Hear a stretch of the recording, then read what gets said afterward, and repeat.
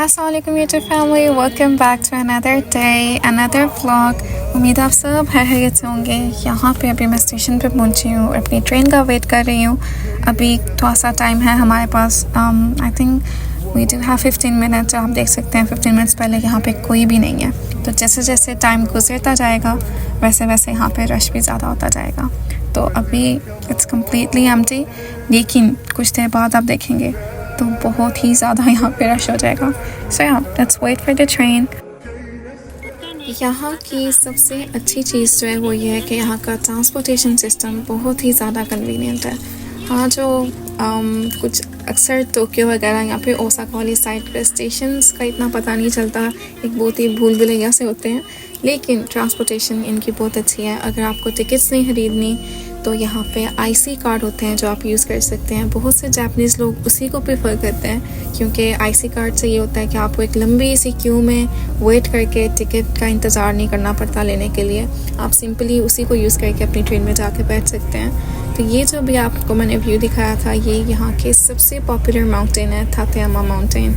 यहाँ का व्यू बहुत अच्छा है। लोग इधर स्की के लिए जाते हैं, हाइकिंग के लिए जाते हैं। तो कभी मौका मिला तो मैं उसका भी एक प्रॉपर व्लॉग आप लोगों के साथ शेयर करूँगी। लेकिन अगर अभी तक आपने इस चैनल को सब्सक्राइब नहीं किया तो सबसे पहले इस चैनल को सब्सक्राइब कर दें, क्योंकि के आने वाली वीडियोस भी और इस वीडियो में भी मैं आप लोगों के साथ जापान के बारे में एक बहुत ही मज़े की चीज़ें शेयर करने वाली हूँ। तो वीडियो को अंत तक ज़रूर देखिएगा। वैसे बाय द वे आज मैं जा रही हूँ तोयामा क्योंकि मेरा वहाँ पे अपॉइंटमेंट है, और इसके बाद हम कैफ़े जाएंगे and there I will tell you some interesting facts about Japan. So watch this video till the end. हराम काम कर रहे हैं, हराम चीज़ें बेच रहे हैं। Rahman Brother, what's that? What's that, brother? हाँ, तो यहाँ से मुझे अभी एक और ट्रेन लेनी है जिसकी timing. If you do watch my videos regularly तो आपको पता होगा कि मैं अपनी वीडियोज़ में कोई ना कोई मैसेज ज़रूर शेयर करती हूँ to bring a positive change in the society. So stay tuned for that. Another fact about Japan is कि यहाँ पे लोग मोस्टली पब्लिक ट्रांसपोर्ट से ज़्यादा ट्रैवल करना पसंद करते हैं कंपेयरिंग टू प्राइवेट ट्रांसपोर्ट, क्योंकि उसमें आपको इस तरह पार्किंग का कोई इशू नहीं आता। सुकून से आप अपने टाइम से ट्रैवल कर सकते हैं। पहले भी मैंने आपको बताया कि इनका जो ट्रांसपोर्टेशन सिस्टम है बहुत ही ज़्यादा कन्वीनियंट है, तो इतना मसला नहीं होता। क्योंकि बिग सिटीज़ वाली साइड पे आपको पार्किंग का बहुत ही ज़्यादा इशू होता है। वहाँ पे काफ़ी टाइम वेस्ट होता है सिर्फ जगह तलाश करने में कि कहाँ पे आपने गाड़ी पार्क करनी है, और उसके अलावा उसकी फ़ीस भी बहुत ज़्यादा होती है। सो ज़्यादातर लोग पब्लिक ट्रांसपोर्ट से ही ट्रैवल करना पसंद करते हैं। ऑलराइट, तो here I reached the place I wanted to visit, और यहाँ पे मुझे मेरी एक फ्रेंड मिल गई थी। हम खड़े होकर काफ़ी देर तक बात करते रहे and then I came to this café क्योंकि लंच का टाइम है। I am eating pasta. अच्छा, यहाँ पे अभी मैं कैफ़े आई हूँ, मैंने लंच नहीं किया था एज यूजुअल, तो यहाँ पे भी हम लंच करेंगे and this is what I am gonna eat. I know it's weird, pasta के साथ लाते डजंट मेक सेंस, लेकिन ऐसा ही है। दूसरा फैक्ट अगर मैं जापान के बारे में आपसे शेयर करूं तो वो ये होगा कि यहाँ पे रेस्टोरेंट्स में अकेले आप जाके आराम से खाना खा सकते हैं। ऐसा नहीं है कि आपको किसी दूसरे को साथ लेके ही जाना है। अगर आप यहाँ के रेस्टोरेंट्स देखेंगे तो वहाँ पे इंडिविजुअल सीट्स होती हैं, इजीली कोई इस तरह वियर्ड थिंग नहीं है इधर। तो एक ये भी बहुत अच्छी चीज़ है, क्योंकि आप जानते हैं कि ये बहुत ज़्यादा वर्कहोलिक होते हैं, छोटी छोटी इनकी फार्म्स होती हैं, सेपरेट ये लोग रहते हैं। तो इस चीज़ को इतना वियर्ड नहीं समझा जाता जिस तरह के दूसरी कंट्रीज़ में समझा जाता है। So this is an other, I think it's a good thing कि आप अपनी मर्ज़ी से जाके आराम से जब भी आपका दिल करे तो आप खा सकते हैं। You don't have to wait for someone else कि किसी और की कंपनी होगी तो ही आप जा सकते हैं। I don't know if it's a good thing और नॉट, लेकिन मुझे लगता है that it's good and sad in both ways. मौसम है यहाँ पे, और ये जगह बहुत यादगार है। यहाँ से मैं जब भी गुजरती हूँ तो मुझे अपना हाई स्कूल याद आ जाता है, क्योंकि during high school I was in debate club, और इस जगह पे वी हैड और डिबेट टूर्नामेंट जो कि एक प्रोफेशनल टूर्नामेंट था और उसमें अगर हमारी फर्स्ट प्लेस आती तो फिर हम नेशनल्स के लिए क्वालिफाई कर सकते थे and we got the first prize. तो एक बहुत ही यादगार जगह है। तो यहाँ पे हम सब टीममेट्स ने, टीचर्स थे हमारे साथ, कोचेस थे, यहाँ पे बाहर बैठ के हमने ग्रुप पिक्चर ली थी। So it was very beautiful. आज भी जब मैं यहाँ से गुजरती हूँ तो फ्लैशबैक्स इस तरह मुझे आना शुरू हो जाते हैं। The most memorable memories in high school that I had were with debate. क्योंकि यहाँ पे I got the opportunity कि मुझे nationals में 2 दफ़ा qualify करने का मौका मिला, जिसमें one time we got into top 10 और एक दफ़ा हमारी टॉप 5 में पोजीशन आई थी। इट वाज जस्ट अमेजिंग क्योंकि हमारे स्कूल में अगर किसी टीम ने हमसे पहले हाई रैंकिंग की थी तो दैट वाज टॉप 20। तो एक हिस्ट्री चेंजिंग टीम रह चुकी है विच इज़ जस्ट अमेजिंग। और इसी से रिलेटेड एक बहुत मज़े का वाक़या भी हुआ था कि सेकेंड टाइम जब डिबेट की नेशनल्स का टाइम आ रहा था तो हुक्रिक टूर्नामेंट था, जिसके बाद हफ्ता बाद ही प्रीफेक्चर टूर्नामेंट होता है और हर साल ऐसा ही होता है।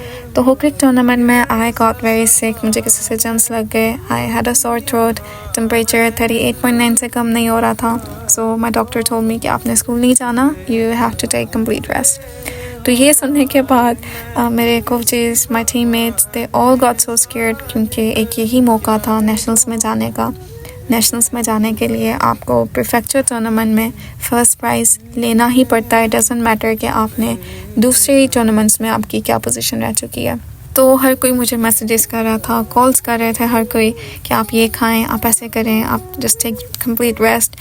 तो बस हार मान ली थी एक तरफ से कि अब नेशनल्स में हम नहीं जा सकते। तो हर कोई बहुत ही दुखी हुआ था क्योंकि आई वाज द कैप्टन और जो एक कनेक्शन होता है टीममेट्स का वो होता है कैप्टन के साथ। तो मुझे भी था क्योंकि स्कूल का आखिरी साल था और मुझे भी दिल में बहुत था कि नहीं, नेशनल्स में जाना है। तो अल्हम्दुलिल्लाह मैं थोड़ा सा बेहतर हुई, बुखार उतर गया, लेकिन गला मेरा तब भी बहुत ख़राब था। और टूर्नामेंट से एक दिन पहले आई वेंट टू स्कूल और सब बहुत ज़्यादा हैरान हो गए कि क्या बस ठीक होना, सही होना, हो जाएगा ना। So it was very funny but alhamdulillah we got the first prize and we did go to nationals। तो एक बहुत ही मज़े की याद है जो कि ये टूर्नामेंट भी इसी जगह पे हुआ था जो मैंने आपको अभी दिखाया।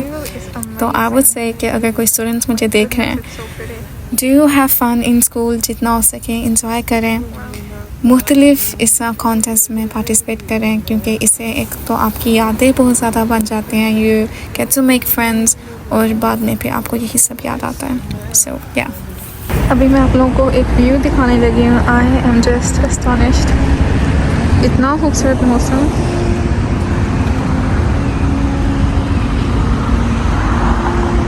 बिल्कुल भी रियल नहीं लग रहा, the camera is not doing the justice, लेकिन wow,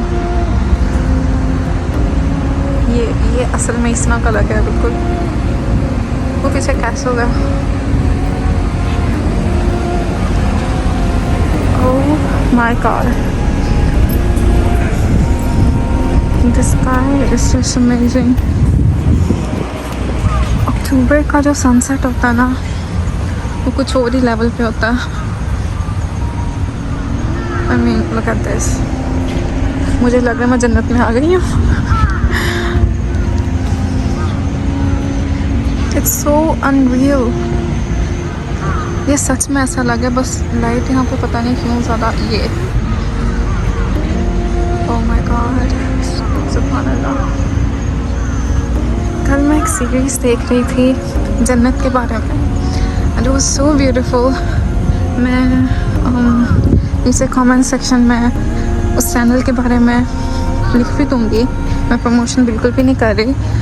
I really enjoyed watching it। तो मैं चाहती हूँ आप लोग भी देखें अगर आप लोग इंटरेस्टेड हैं उसमें। तो I really got goosebumps, ऐसी इंफॉर्मेशन, ऐसी बातें कि बस इंसान परेशान हो जाता है। दुनिया के बारे में सोचते हैं, हमें लगता है बस यही है, और एक इमेजिनरी वर्ल्ड आप कह सकते हैं जो हमने बनाई हुई है, जिसमें हम एनिमेशन में जिस तरह दिखाते हैं या हॉलीवुड की मूवीज़ में होता है स्पार्कल्स वाली दुनिया, पावर्स होंगी, वहाँ पे क्रिस्टल्स यूज़ किए जाते हैं, डिफरेंट सी चीज़ें आपको देखने को मिलती हैं।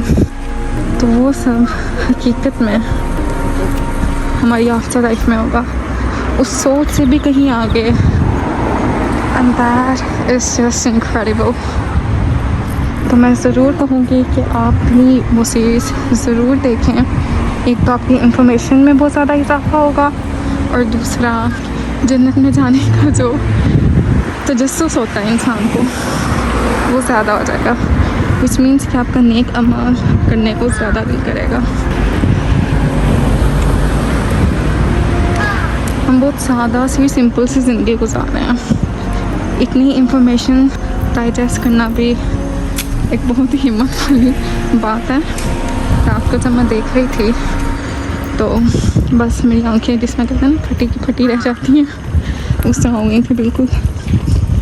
एंड आई विश कि मेरे फ्रेंड्स जो हैं यहाँ पे कि उनको उर्दू आती होती। तो मेरे कुछ ऐसे फ्रेंड्स हैं, कुछ ऐसे टीचर्स हैं जो बहुत इस तरह की इंफॉर्मेटिव चीज़ें पसंद करते हैं, तो मैं डेफिनेटली उनको सजेस्ट करती, लेकिन वो उर्दू में है तो अभी मैं खुद वो सारा कुछ अच्छे से याद कर रही हूँ, ताकि मुझे अगर कभी मौका मिले तो मैं उनको भी इस बारे में ज़रूर बताऊँ।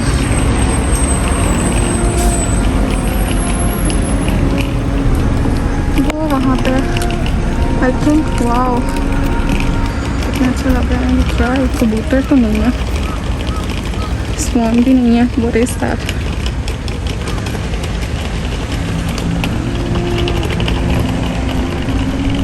यहाँ पे इसमें कंस्ट्रक्शन चल रही है अभी भी। वैसे तो यहाँ से ट्रेन भी जाती है, लेकिन क्योंकि अभी मैंने लेट ही लंच किया है तो आई प्रेफर्ड कि वॉक करके जाना चाहिए।